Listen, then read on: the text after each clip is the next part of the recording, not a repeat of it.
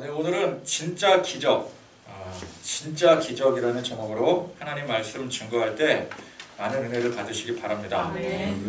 우리가 보통 이제 생각할 때 바울 정도 되는 사람이 이제 나가서 복음 증거하고 또 열심히 주의 사명 감당하면 그 정도 되는 사람이면은 항상 가는 곳마다 놀라운 결실, 열매가 맺어질 것이라고 생각을 합니다.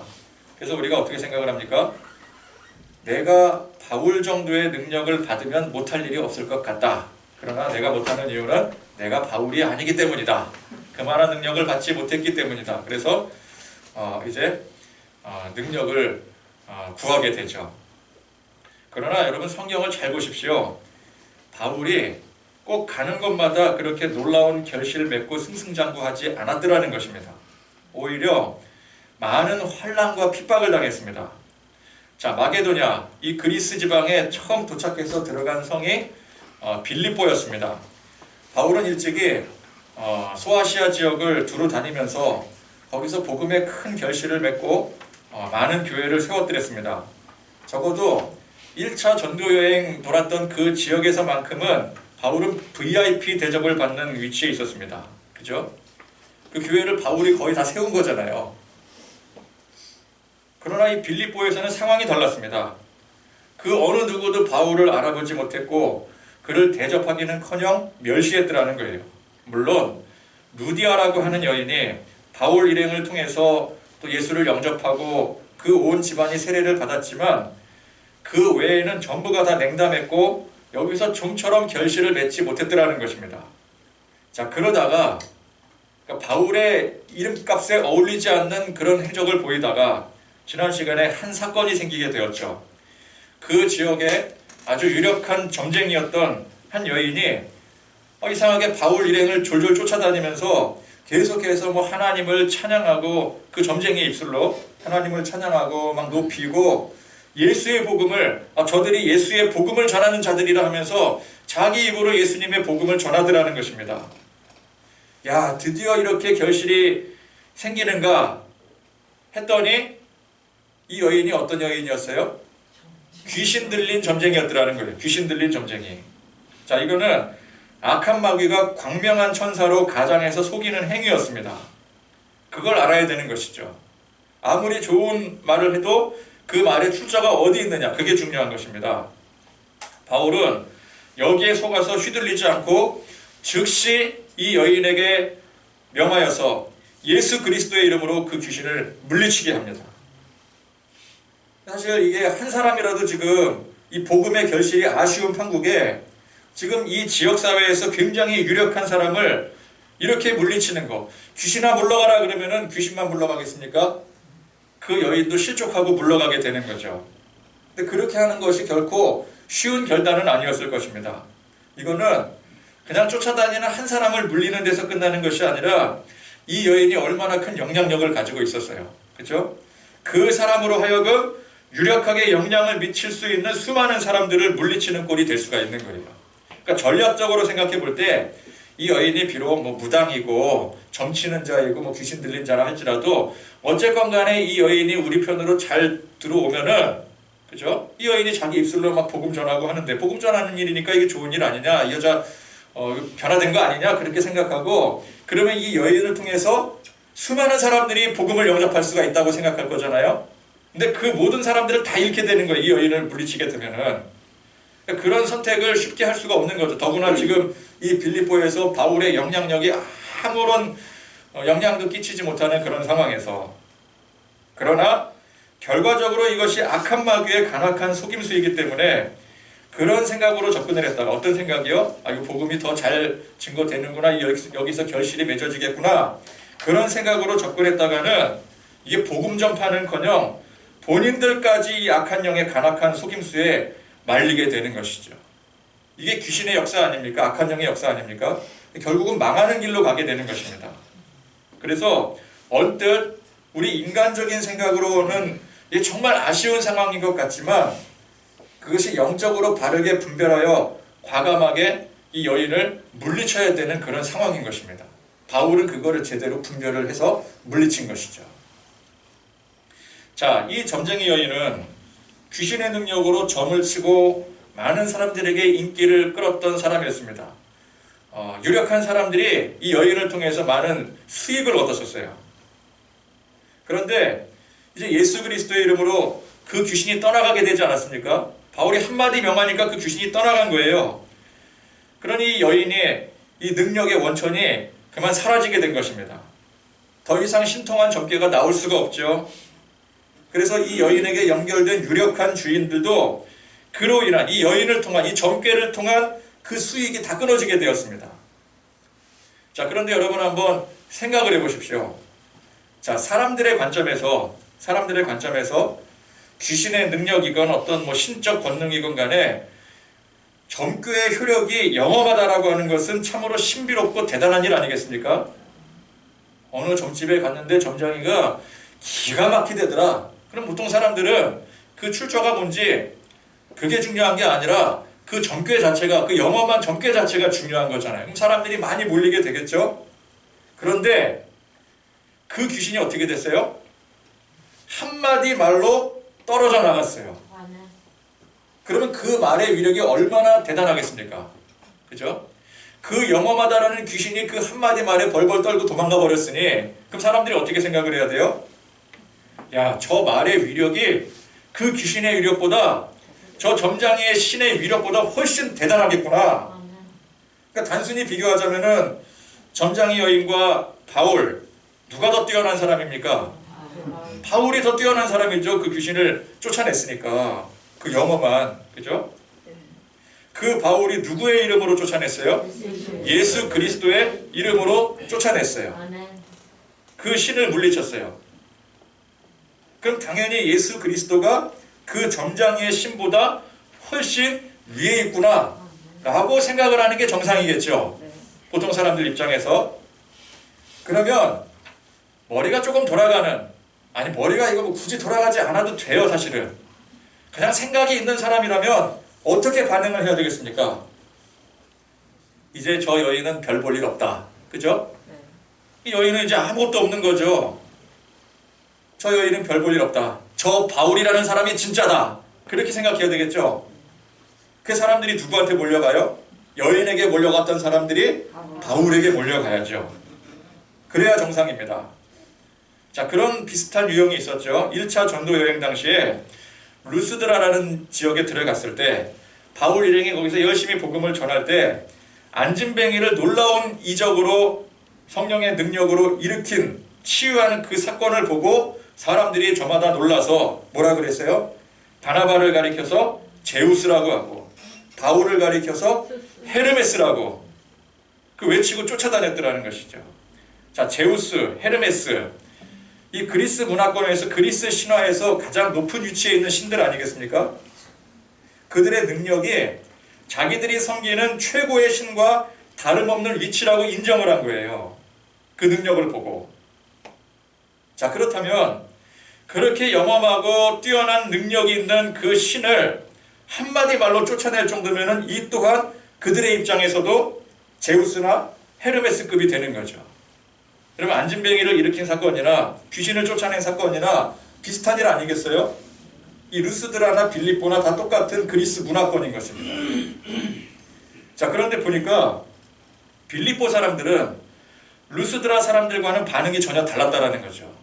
루스드라 사람들은 막 그냥 바울과 이 당시 바나바를 거의 신으로 모시면서 쫓아다니지 않았습니까? 그런데 여기 사람들은 냉담했어요. 그들은 이 점쟁이 여인을 통한 수익이 사라졌다라는 그 사실에 분개했습니다. 자, 조금만 생각해보면 오히려 그동안 이 점쟁이 여인을 통해서 얻은 그 수익보다 훨씬 더 큰 수익을 얻을 수 있겠다라는 계산이 설 법도 한데 그들은 빌립보 사람들은 한 사람도 그렇게 생각하지 않았더라는 것입니다. 자, 여러분 여기서 알 수 있는 중요한 사실이 무엇이겠습니까?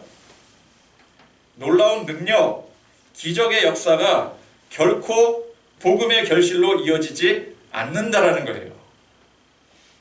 자, 앞서 루스드라에서 사람들이 막 제우스다, 헤르메스다 열광을 하면서 바울 일행을 쫓았지만 그렇다고 해서 그들이 그걸로 인해서 복음으로 변화된 게 아니었어요. 그죠? 그냥 그 사람들은 자기 유익을 쫓아 바울을 쫓았던 거였었어요. 오늘 빌립보에서 그 영화마다라고 하는 귀신을 그냥 말 한마디에 물리칠 정도의 능력을 보여줬음에도 불구하고 사람들은 그것 때문에 복음을 영접하기는커녕 바울 일행을 핍박을 해서 끌어내 매질을 가하고 옥에 가두어 버립니다. 여러분, 우리 생각에 놀라운 기적이 그것도 눈앞에 펼쳐지는데 그걸 안 믿는 게 이상하다고 생각하겠지만 실제로 사람들은 그런 기적이 아무리 눈앞에 놀랍게 펼쳐져도 그것 때문에 예수님을 믿고 영접하지 않는다는 거예요. 여러분, 그걸 분명히 아셔야 돼요. 성경에 숱한 기적이 펼쳐지는데 대부분 그때만 잠깐 반응을 했다가 그 다음에 그냥 원래대로 돌아가요. 이스라엘 백성들 보십시오. 얼마나 많은 기적을 경험을 했습니까? 그런데도 불구하고 항상 하는 게 원망불평이에요. 믿음이 없어요. 믿음이 생기질 않아요. 그런 행위를 가지고는 믿음이 생기지 않는 거예요. 그 왜 그랬습니까? 모든 사람 안에 있는 죄의 속성 때문에 그래요. 그런 놀라운 기적을 쫓아다니면서 그 이익을 내가 한번 누려보겠다 라고 하는 수작 아니면은 철저히 경계하고 더욱더 외면하는 게 그게 현실입니다. 사실 둘 다 똑같은 거예요. 내 유익을 쫓아서 내가 저 사람들을 이용해보겠다. 교회를 이용하겠다. 그래서 교회 나오는 사람들 중에도 내 교회를 통해서, 교회라는 이 루트를 통해서 세상 복을 한번 누려보고자 그런 마음으로 교회 다니는 사람 많지 않겠습니까? 그거나 아예 그냥 예수를 부정하고 핍박하는 거랑 본질적으로는 똑같은 거예요. 믿음이 없는 거예요. 죄의 속성 때문에 그렇습니다. 죄의 속성인 이 어둠의 악한 영이 어떻게 해서든지 이 그리스도의 선한 영을 밀어내려고 발악을 하는 거예요. 자, 놀라운 이적이 일어났습니다. 성령의 능력이에요. 그죠? 그리스도의 능력이에요. 그러면 그 사람 안에 있는 그 죄의 속성에 의한 그 악한 영이 어떻게 생각을 하겠어요? 위기다. 그렇게 생각하고 밀어내겠죠? 그러니까 자꾸 사람 안에 있는 욕망을 죽이거나 아니면은 외면하고 핍박하게 만들어버리는 거예요. 그러니까 우리가 생각할 때 이상하죠? 놀라운 기적이 벌어졌는데 왜 저걸 보고도 믿지 않을까? 근데 사람들은 믿지 않아요. 그거 가지고. 그러니까 우리 자주 착각을 합니다. 능력이 있으면 전도가 잘 될 거라고 생각을 해요. 우리가 전도가 잘 안 되는 이유가 뭐예요? 능력이 없기 때문에. 우리 보통 그렇게 생각을 하죠. 기적이 일어나면 결실이 훨씬 더 많아질 것이라고 생각합니다. 아니 맨날 그냥 전도지 나눠주면서 아유 참 예수 믿으세요 그런다고 사람들이 변화됩니까? 그럼 우리 뭐라고 생각을 해요? 여기서 막 불치병자가 막 있는데 거기 막 나사렛 예수 그리스도 이름으로 막 일어나라 그랬을 때 막 벌떡벌떡 일어나고 그러면 사람들이 우와 하고 막 교회에 몰려들 것 같죠? 그렇지 않더라는 거예요. 또 혹은 돈을 많이 투자하고 좋은 아이디어를 짜내면 좋은 결과를 낼 수 있으리라 생각을 합니다. 그래서 여러분 여러 그 전도 세미나나 전도 비법들 보세요. 재정을 투자해라. 산뜻한 아이디어를 내라. 다 그런 거 아니겠습니까? 아이디어가 좋아야 된다는 거죠. 그래서 어떤 아이디어, 기가 막힌 아이디어로 사람들을 불러 모을 수 있고 그를 통해서 관계 전도니 무슨 전도니 해서 막 행사 여러 번 펼치게 되는데 여러분 다 예전에 다 교회에서 전도 행사들 많이 해보셨잖아요. 결실이 있습니까? 없다고 할 수는 없겠지만 그 결실에 냉정하게 놓고 보면은 그 행사 때문에 결실을 얻는 게 아니에요. 그죠? 우리는 그렇게 하면은 결실을 낼 수 있다라고 생각을 하지만 사실 여러분 복음은 우리의 노력이나 투자로 되는 게 아닙니다. 우리는 자꾸 그쪽으로 생각을 하죠. 그러나 전혀 그렇지 않더라는 거예요. 복음은 전적인 성령님의 영역입니다. 성령님께서 누구를 언제 어떤 방법으로 변화시키실지 우리는 알지 못해요. 감히 예측할 수도 없고 그래서 이 복음 증거에 대해서 열매에 대해서 이거는 이거고 저거는 저거다라고 확실하게 말할 수가 없는 것입니다. 이렇게 해야 전도가 된다. 그 누구도 말할 수 없어요. 이런 방법을 써서 잘못된 거다. 저런 방법을 써야 된다. 그렇게 말할 수 없다라는 거예요. 그래서 우리는 예수님께서 명령하신 대로 예수님 뭐라고 말씀하셨어요? 나가서 전해라. 근데 전해라 그랬지 꼭 결실을 맺으라 그러시진 않았거든요. 물론 이제 거기에는 결실을 맺으라는 그 뜻도 포함되어 있지만 결실은 누구의 책임이에요? 이거는 우리의 책임이 아니라는 거죠. 성령님이 하시는 일이에요. 우리가 하는 일은 나가서 전하는 거예요. 그죠? 그러니까 성령님이 이끄시는 대로 묵묵히 복음 증거해야 되는 것입니다.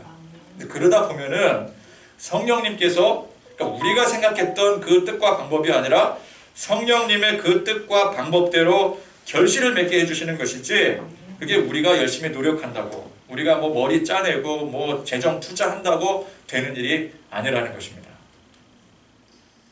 자, 그래서 바울 일행이 졸지에 지금 광장에 끌려 나와서 고발당하고 죽도록 매맞고 옥에 그것도 깊은 옥에 갇히게 되었습니다. 자, 이 바울 일행을 고발한 사람들이 뭐라고 말을 합니까? 말씀해 보니까 이 사람들이 유대인인데 우리 성을 심히 요란하게 하여 로마 사람인 우리가 받지도 못하고 행하지도 못할 풍속을 전한다. 이렇게 고발을 했어요. 놀라운 이적을 베풀었잖아요. 귀신을 떠나가게 하는 놀라운 능력이 일어났잖아요. 근데 그 능력을 보고 고작 한다는 소리가 요란하게 했대요. 요란하게 했고 우리가 받지도 못하고 행하지도 못할 풍속을 전한다고 했어요. 이게 로마인들이 할 얘기입니까? 로마인들이 솔직히 말해서 자기들 문화가 어디 있어요? 다 그리스 문화지. 자기들도 다 좋은 거 갖다 쓰면서 얼마든지 갖다 쓸 수 있는 민족들이거든요. 그런데 이 복음만큼은 절대 받아들일 수 없다라는 거죠. 강하게 부정하는 거죠. 그 안에 악한 영이 부정하는 거예요. 그러니까 이 그들 입장에서 바울 일행이 아무리 뛰어난 능력을 발휘하고 놀라운 이적을 행해도 그냥 그건 그저 우리 풍속에 방해가 되는 아무 쓸모없는 것에 지나지 않는 것입니다.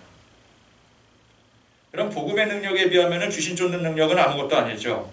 그러면 귀신 쫓는 그 능력도 자기들 풍속에 방해되는 따위로 생각하는 사람들이 그보다 훨씬 큰 이 복음의 능력을 알겠습니까? 받아들일 수 있겠습니까?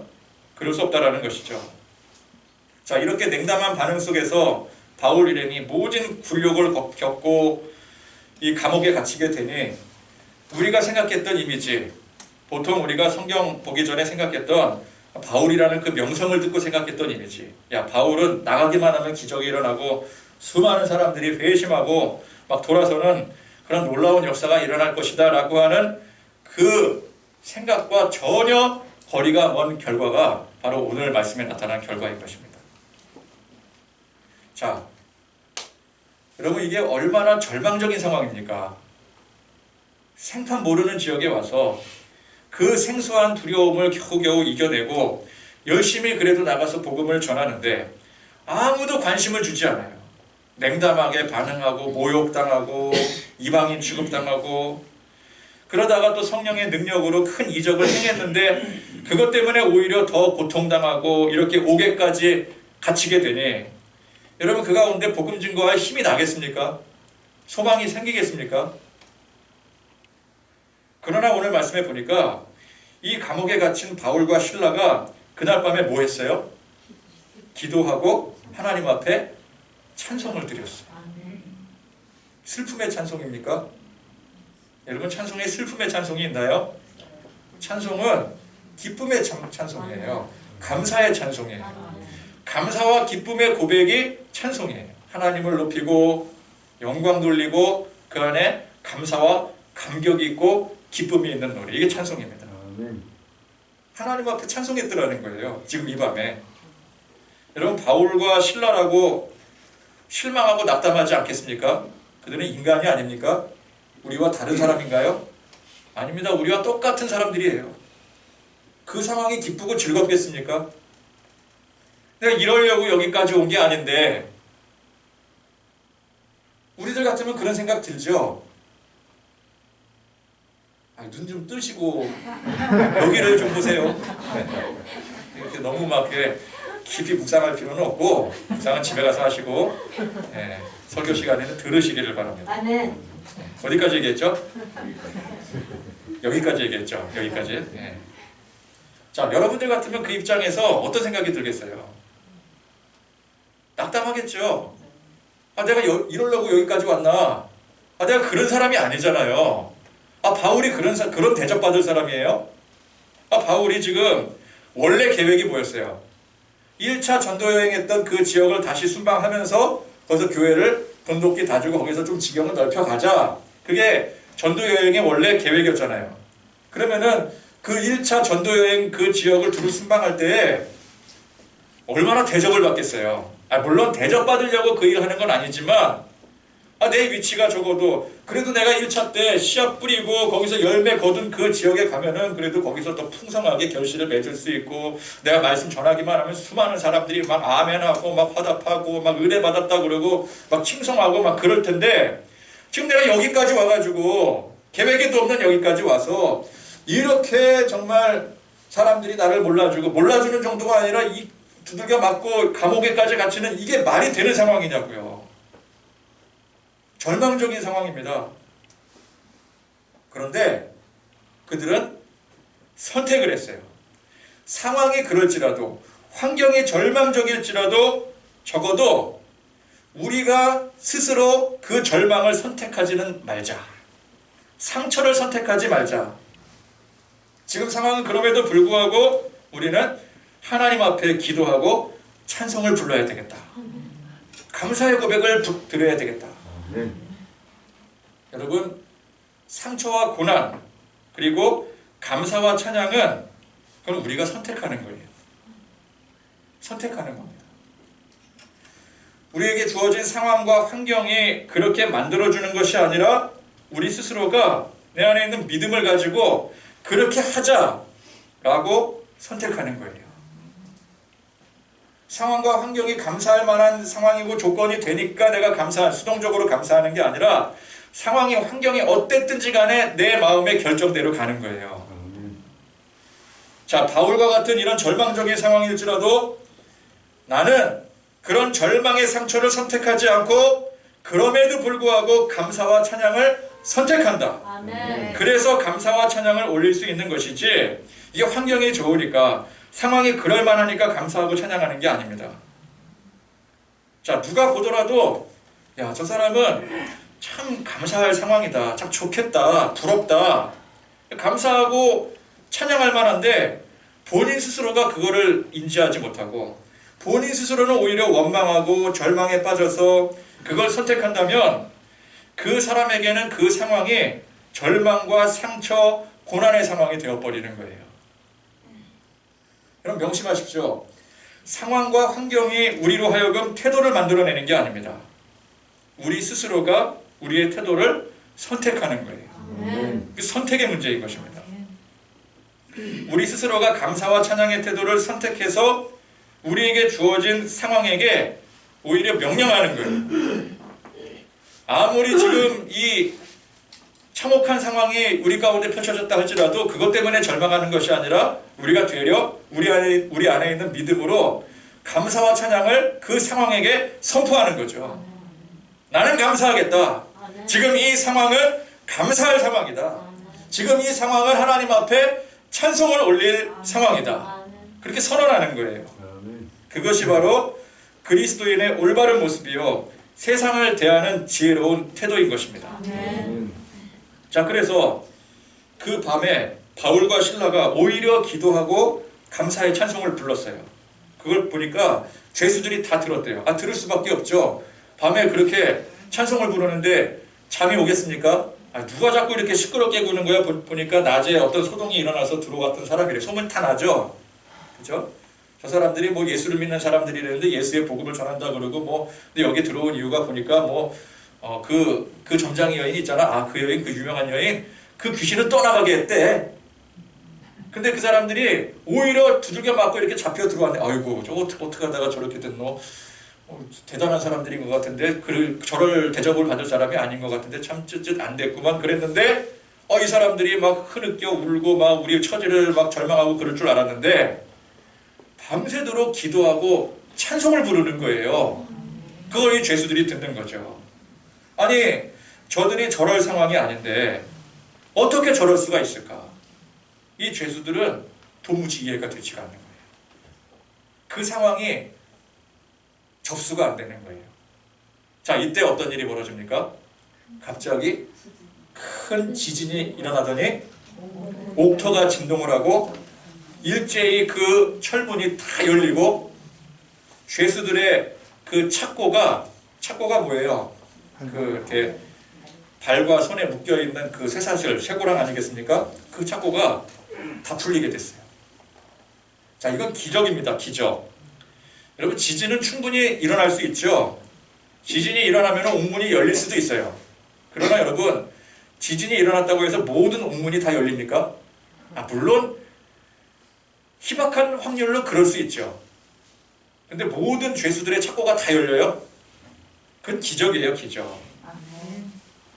자, 게다가 이 놀라운 일이 지금 저 바울과 실라가 기도하고 감사의 찬송을 부르는 순간 일어난 일이더라는 거죠.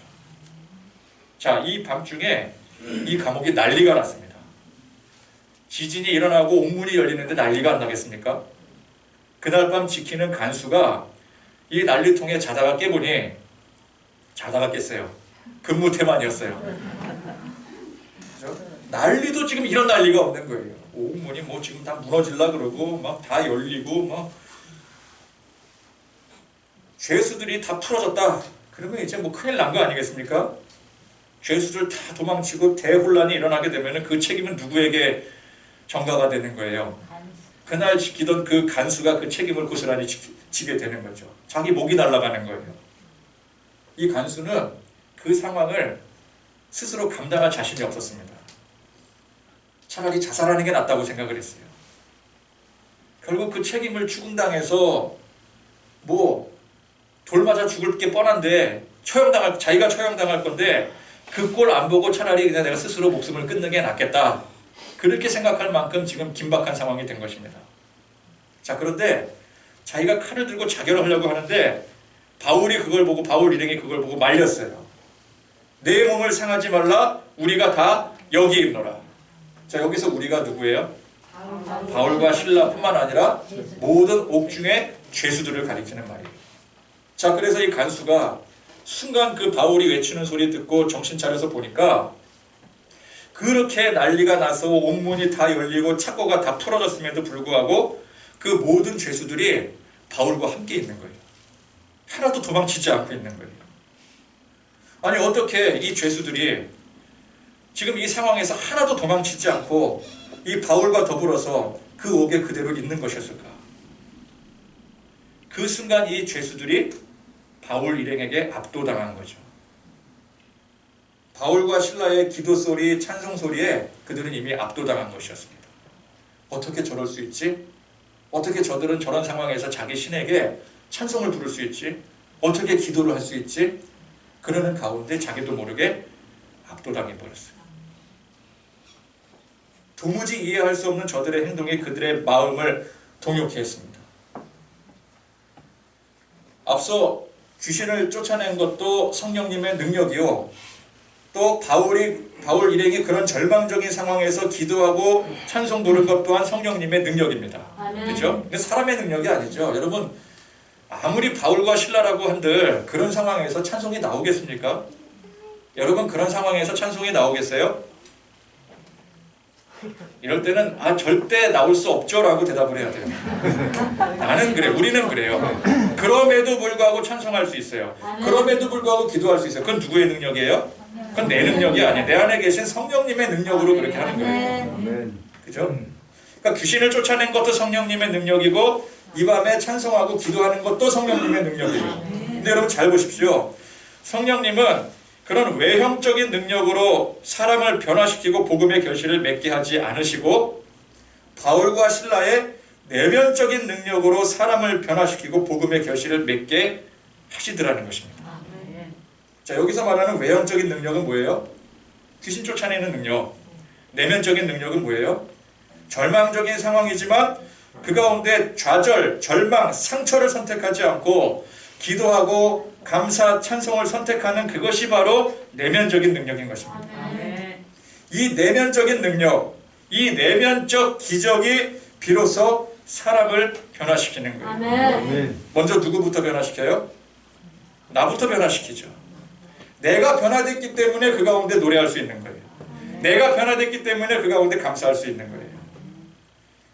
그죠? 그리고 그것이 내 주변에 있는 다른 사람에게까지 영향을 미치게 되더라는 것이죠.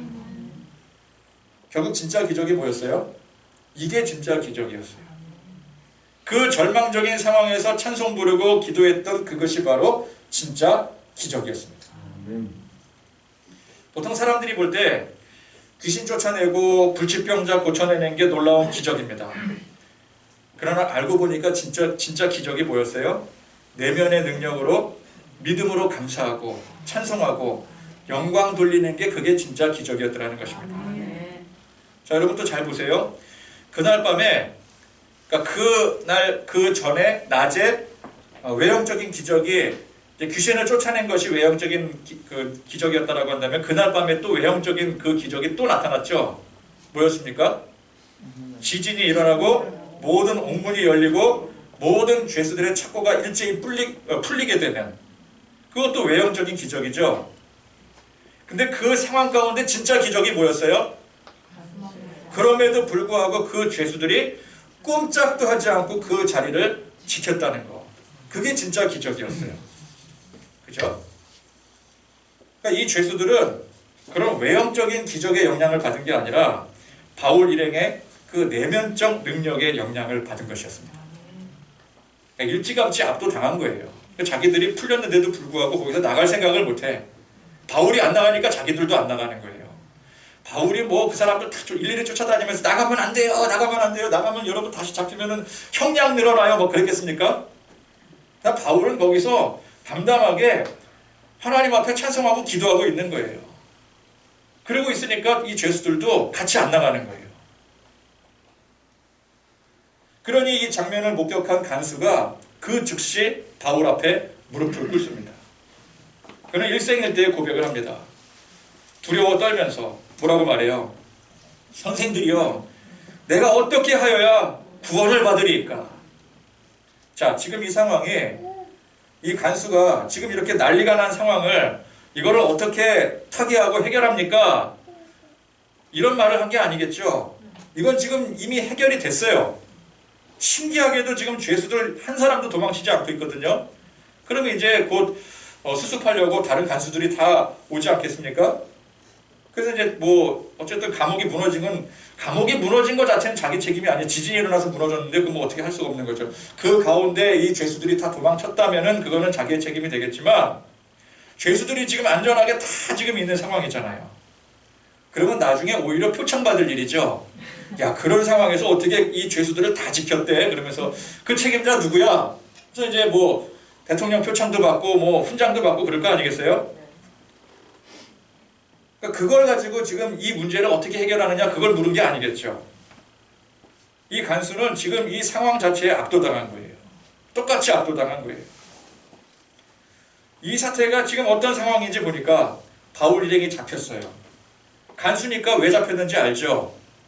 그럼에도 불구하고 그들이 두려워하거나 절망하지 않고 오히려 자기들이 섬기는 신에게 기도하고 찬송을 부르는데 그 순간에 지진이 일어나서 놀라운 막 역사가 일어나고 그런 상황에 오히려 이 죄수들이 거기에 압도가 되어서 전부 바울의 행동, 이 말 한마디에 복종하고 있는 그런 상황이더라는 거예요. 이 간수는 그런 상황 자체에 압도당하고 있는 겁니다. 아멘. 그래서 그의 안에 성령님의 터치하심으로 내가 여기서 두렵고 떨림으로 무릎을 꿇어야 되는구나. 그냥 그런 마음이 저절로 드는 거예요. 내가 이 사람들을 통해서 구원을 받아야 되겠다. 내 인생 바뀌어야 되겠다. 자기 인생을 건 고백을 드린 것입니다. 이것이야말로 성령님께서 이 빌립보라고 하는 지역에서 바울 일행을 통해 이루신 진정한 결실이었습니다. 첫 번째 루디아라고 하는 여인의 회심과 두 번째 이 간수의 회심이에요. 외롭게 고립되고 해도 일이 안 되고 그러는 가운데 야, 이게 드디어 일이 좀 되는가 싶었는데 오히려 그 되는가 싶었던 그것 때문에 더 답이 없는 절망적인 상황에 빠지게 되고 그럴 때 우리 성도들은 절망하면 안 됩니다. 절망할 상황이거든요. 절망하라고 주어진 상황이에요. 그죠? 처음에 해도 안 되는 거는 그때는 절망 안 할 수도 있어요. 아, 그래도 뭐 기회가 있겠지, 기회가 오겠지. 근데 기회가 왔는데 그 기회 때문에 오히려 더 망했어. 그럼 끝나는 거죠, 뭐. 그럼 더 소망이 없는 거죠. 절망하라고 주어진 상황이에요, 그 상황은. 그런데 성도는 거기서 절망하면 안 돼요. 그 상황에 눌려버리면 안 됩니다. 여기서 일어나야 됩니다. 아멘. 이런 상황에서 일어날 수 있는 힘은 오직 믿음밖에 없어요. 아멘. 우리 스스로 그런 절망적인 상황, 환경 속에서 내 안에 믿음 주시는 그 성령님을 의지해 나가야 되는 것입니다. 아멘. 이게 바로 진정한 기적인 것이죠. 아멘. 아무리 세상이 뒤집어지는 그런 놀라운 외적인 기적이 일어나도 사람들은 눈 하나 꿈쩍하지 않습니다. 여러분 이거 분명히 아셔야 돼요. 어떤 방법을 쓰고 어떤 아이디어를 통해서 접근을 하더라도 그것 때문에 전도되지 않습니다. 복음은 그렇게 전하는 게 아니에요. 눈 하나 꿈쩍하지 않거든요. 열광을 하고 추종을 하는 것 같아도 그게 사람이 변화되는 게 아니에요. 우리는 이제 착각을 하죠.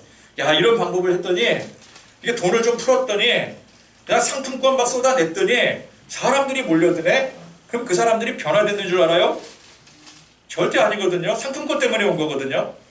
그 상품권 다 떨어지면 다시 돌아가요. 그래서 제가 예전에 경험해봤어요. 학생들 상품권 뿌려대니까 막 그냥 매주마다 벌떼같이 오더라고요. 상품권 똑 떨어지니까 그 다음부터 안 와. 그저 기적의 혜택을 얻어보겠다고 욕망에 눈이 뒤집혀진 것이지 그 기적으로 사람이 변화된 게 결코 아니라는 거예요. 성령님은 그런 방식으로 사람 변화시키지 않으십니다. 나의 변화에서부터 시작해서 그로 인해 다른 사람의 변화를 이끌어 가시는 거예요. 사람의 변화. 그렇죠? 그러니까 아무리 노력해도 안 되고 능력과 열심을 다 쏟아내어도 상황과 환경은 점점 절망적이 되어가고 그런데 거기서 절망하고 좌절하고 상처를 선택하게 되면은 그냥 그것으로 끝나는 것이죠. 그냥 엔딩입니다, 엔딩. 그러나 그런 상황에서도 그래도 내가 여기서 절망하지 말자. 그럼에도 불구하고 하나님 바라보면서 감사하자. 그래서 기도하고 애써 찬송 부르고 할 때 그런 절망적인 상황에서 먼저 내가 회복이 되는 거예요. 그렇죠? 내가 그렇게 선택했으니까 그렇잖아요. 내 안에 계신 성령님께서 그렇게 선택하게 하셔서 이런 절망적인 상황이지만 그럼에도 나는 찬송 부르겠다. 아멘. 그럼 그 사람 변화된 거 아니겠습니까? 아멘. 놀라운 것은 그렇게 내가 이제 회복되는 줄 알았는데 나만 회복되는 줄 알았는데 그 영향을 내가 굳이 전한 것도 아닌데 다른 사람이 내 주변 사람이 그 영향을 받더라는 거예요. 바울과 실라가 그렇게 결단을 한 것은 내가 이렇게 결단을 하면 내 주변에 있는 사람들이 다 돌아오겠지 그 생각을 하고 결단한 게 아니죠. 나 힘들고 괴롭고 죽겠지만 그러나 내가 여기서 좌절을 선택하지 않겠다. 하나님 앞에 감사와 찬송을 고백하겠다. 그리고 감사와 찬송을 고백했더니 주변에 있는 죄수들이 반응을 하더라는 거예요. 아멘. 생각지도 못했던 간수가 회개하더라는 거예요. 아멘. 우리가 그런 놀라운 성령님의 역사를 경험하고 고백하는 가운데 성령님께서 우리에게 주시는 참된 결실을 맺어가는 그런 저와 여러분들이 되실 수 있기를 간절히 축원드립니다. 아멘. 아멘.